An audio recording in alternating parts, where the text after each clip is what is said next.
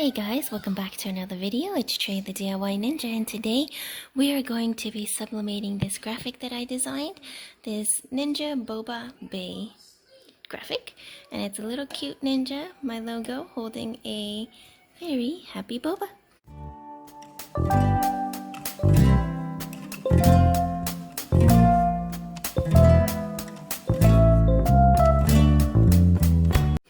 Anyways, today, in order to sublimate, we're going to actually be doing something a little bit different. We're going to be sublimating on this sweatshirt. Now that it's winter and it's cold and it's Christmas season, I bought this crew neck pullover sweatshirt that has like fleece lined inside. It's super soft. This is a Gildan something. I can't remember what it is. But this is in size medium. This is a Gildan, does it say? I don't remember, but if you leave a comment down below and remind me, I will put it in the description because I probably will forget when editing this video. Anyways, you're going to need your substrate, your sublimation substrate, basically whatever you want to print on, sublimation print on. And I want to make myself some cozy sweaters. I'm going to have a lot more sublimation videos coming up. I know I took a little break from sublimation just to pursue other hobbies, but I'm back to sublimation for now, and I'm going to be sprinkling them in with my other videos. So make sure you subscribe, ring the notification bell to be notified of when I post a new video, and thumbs up this video so I know that you like this type of video. Okay, so you're going to need your substrate. You're going to need a lint roller, heat tape, your transfer print on transfer paper. If you have a professional style heat press, you won't need this, but this is a pressing mat. I am using the Cricut Easy Press 2, and if you're going to go the Easy Press route, make sure you get the 2. Don't think you're saving money by getting the original Easy Press, because that one does not get hot enough. Whatever you use for heating has to be an even 400 degrees minimum. Okay, so that's what we have. Oh, and also have 3 sheets of, hopefully you can see, the lighting went crazy here, 3 sheets of butcher paper. And let's get started. First, I'm going to be placing one of the sheets of butcher paper over my pressing mat and inserting the pressing mat into my sweatshirt in between the layers so that the ink doesn't get all the way through, and you get a better heat distribution and a press by putting the mat in between if you're using this method. Okay, so let me just prep this. I'm going to push this on for now.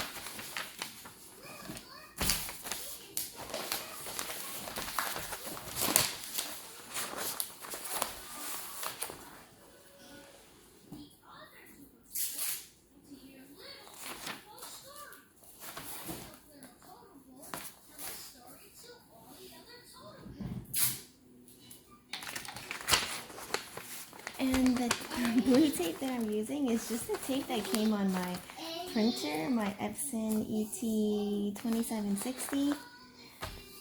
And I just saved it because this tape is a lot stickier and it holds a lot better on the mat. So, yeah, think of that what you will, but that is what I did, and it holds perfectly. Let me make sure I'm still in frame. Okay. Okay, I'm just gonna get my sweatshirt now.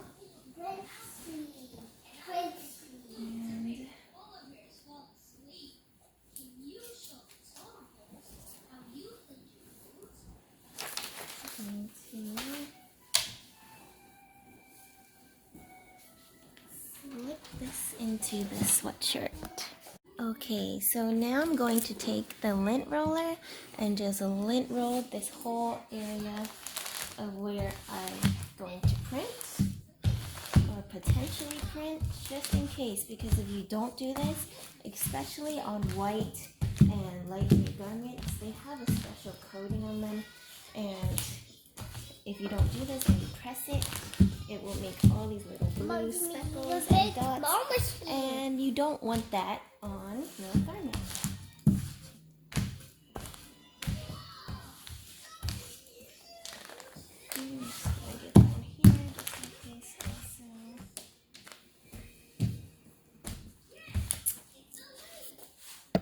Okay, so it doesn't look like there's anything on here, but the roller's actually not even sticky anymore. So that shows you how much lint is actually on your garments when you first buy them, especially from the manufacturer, and also because of that coating I talked about. So all of these this whole sheet would have been speckled in blue on your sweatshirt if you didn't lint roll. So I would say this is probably one of the most important steps when it comes to sublimating. So make sure you don't skip this step. Don't be lazy about this one step. Okay, now I'm going to just set up my Cricut Easy Press 2. It started at 400 degrees for 60 seconds. I'm just going to let that heat up. It's going to take about 2 minutes, and then we'll be ready to pre-press. Okay, so my Cricut Easy Press is heated up now, so I'm just going to take it since I've already lint rolled, I don't have to worry about the blue dots. I'm going to take it and just pre-press it for about 5 to 15 seconds. This is how you can say press on. Alright. And you don't really have to apply pressure. You just want to kind of use it to even out the surface and get it going. Look at this spotlight. Okay, and I like to just let it cool slightly so that when I'm placing my image, like you don't want to let it cool all the way down, but just slightly so that when I'm placing my image, it doesn't start to sublimate right away. So I can please wait for it to turn on the white? Oh, my producer is telling me something. Oh, okay. You need to turn off the light, he said. Okay. Well, let's do that. Okay, so I have my transfer, and I can see here there's about 2 finger spaces and about half a finger space on the very top of my transfer. And I'm just gonna lay it to where I think is the center. And line it up here. I think the center's here. Oh, sorry. Forgot one thing. I'm kind of rusty, aren't I? So actually bend your transfer. Like just pretend bend it, I guess. Just fold it a little bit, but don't crease it. And crease just the very tip. You don't want to crease your image, but that way you know where the center of your transfer is, and then you can line it up by feel where this is the center. Okay, like that. That looks pretty good to me. What do you guys think? Can you see? There we go. That's centered. Let me see. The problem here is, an issue, potential issue is to make sure it's completely straight. And not like tilted to the side, which I always have trouble with. But I think that's good. So I'm gonna just take my heat tape here. I'm just gonna tape down. Remember not to put heat tape over your transfer, like where the ink is. You're gonna wanna, let's see, move it down. Is that straight? That's straight. Okay. So I know on the bottom I have a little gap where there's no ink on the other side, because it will affect the transfer. So that's why I usually go in the corners where there shouldn't be any print on the other side. I'm gonna do that, and then we're gonna grab our butcher paper. I don't know why I said you needed 3. You only need 2. I must have been thinking about another project. Is that crooked? Mama, is the card on? It's crucial to adjust before you press, just in case. Let's see.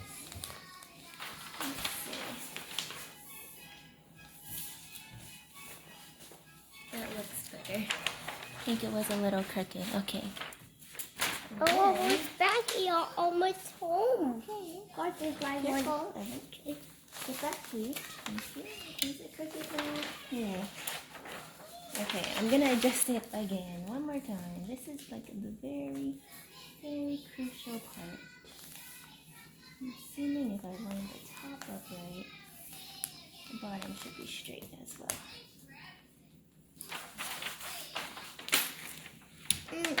Alright, I think that'll do. So I like to put my butcher paper just lining it up here, just right there, just so I know where to put my Cricut Easy Press. And 2 fingers in the center. Alright guys, wish me luck. I'm gonna take this and I'm gonna just try my best to line it up. Try not to slide it around. I'm gonna press the C on my Cricut Easy Press. Just start the timer and push with all my weight. Sometimes the more pressure the better, but especially if you're doing like the hand pressure, manual pressure method, you're gonna want, if you're not very strong or you don't have a lot of arm strength like I do, push with all your weight. Just so it's like even, hopefully. And hopefully I am on the net here. I may have to adjust the press in a little bit.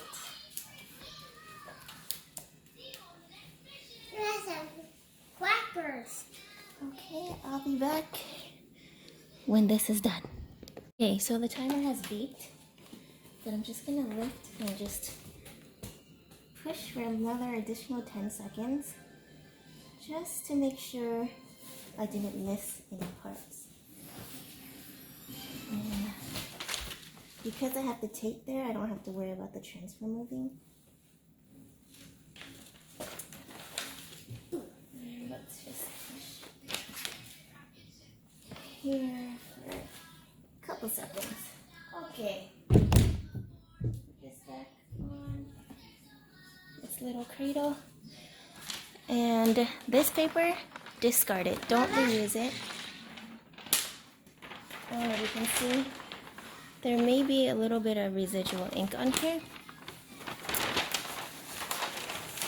So what I do is I fold it so that I know it's been used. And then I give it to my son after it's cooled down so he can draw on it and things like that. I mean, you can make paper airplanes. There's a whole bunch of stuff. You don't have to necessarily just recycle it right away, but you will eventually want to recycle that. Okay, so while it's still hot, let it cool for a couple seconds just so you don't burn yourself. But the faster you peel it off, the better. Okay, you ready? Whoa, okay, there we go. I actually have a lot of ink left on my transfer, so I can reuse this again because I printed it on high quality, which means it deposited a lot more ink than if I printed it on standard, and it's majority black. But I'm a gel. A gel. I'll save this for now, and you know what, we'll do another video to try to see if we can actually reprint with this one, but we'll see. Mama, what part is Okay, let me show you what it looks like. Okay, so my husband pointed out that the B here is very faded and a little part of the O, and also part of the head here. I guess I didn't put enough pressure on this one spot. Hi, my baby, so cute. Anyways, hopefully it lasts through the wash and it doesn't just disappear. So, wish me luck. Okay, guys, here is the final reveal. It is so cute. I love it. It's comfy, it's cozy, it's oversized, and it's great. Okay, so let's put this in the wash and let's see how much it fades. So it's washed and it's in the dryer right now, and I haven't peeked at it, so I don't know what it looks like, but when it's done drying, we'll take a look. This is what the sweatshirt, CRENECK sweatshirt looks like right after one wash, and you can see where I didn't press it correctly. The B and half of the O is really, really faded, and the rest has faded, but it's still pretty dark. because we printed it on this light gray background. So it's pretty decent. This 50/50 is not bad. If I just pressed it correctly, I mean, I can actually go cut out that transfer and try to like lay it on top and then tape it down and repress it, which I may do, but I'm afraid I might mess it up also, but we'll see. We'll see how much time I have. Maybe I'll show you that in another video. But yeah, other than this little mistake here, that's the only downside. Well, that's one of the downsides of doing like the Cricut Easy Press method for sublimation, is that you have to be very careful, like you're putting even pressure, otherwise it won't sublimate evenly. But yeah, that's too bad about this section.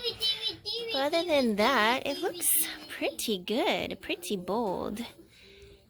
I like it. Let's zoom in and see how much it faded.